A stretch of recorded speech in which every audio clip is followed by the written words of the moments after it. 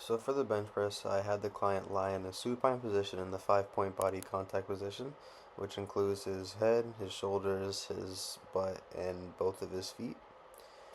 And then I told him to have his eyes right below the bar, and then with a closed pronated grip, wider than shoulder width apart, and elbows fully extended, he would then lift up the bar, then lower the bar to about nipple level and touch the chest, then push the bar upward until the elbows are extended, and that'll be one full rep.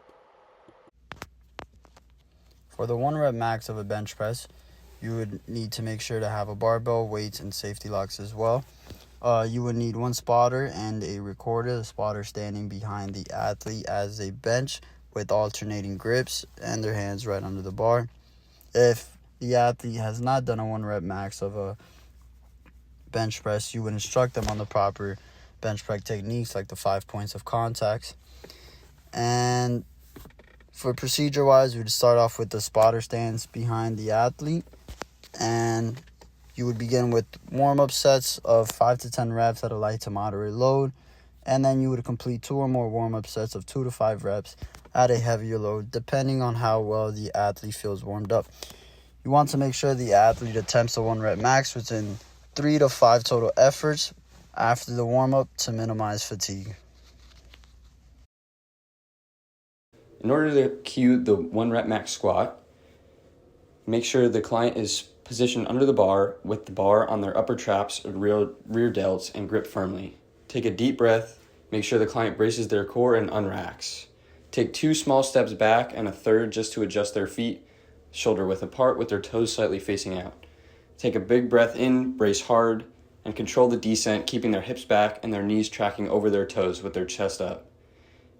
Once they hit the depth, which is about 90 degrees, then drive up explosively. Push through your heels and keep your core tight and make sure to lock out strong. Stay controlled, walk the weight forward, and rack it safely. For the 1 rep max of a back squat, you would firstly need a barbell, weight plates, and the safety pins to make sure the weights stay in place. Additionally, you would need 2 spotters, 1 on each side, or 1 spotter depending on how heavy the load is. You need to make sure there is a sturdy squat rack and a clear and solid area for the lift to take place, as well for the safety of the athlete.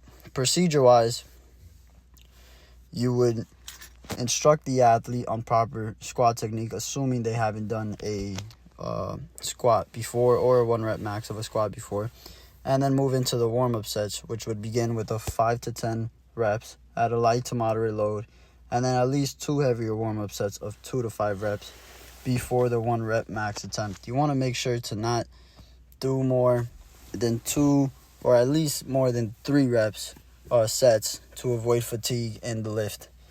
And compared to a bench press, you would use larger load increments, since typically squat loads are usually heavier than bench press loads.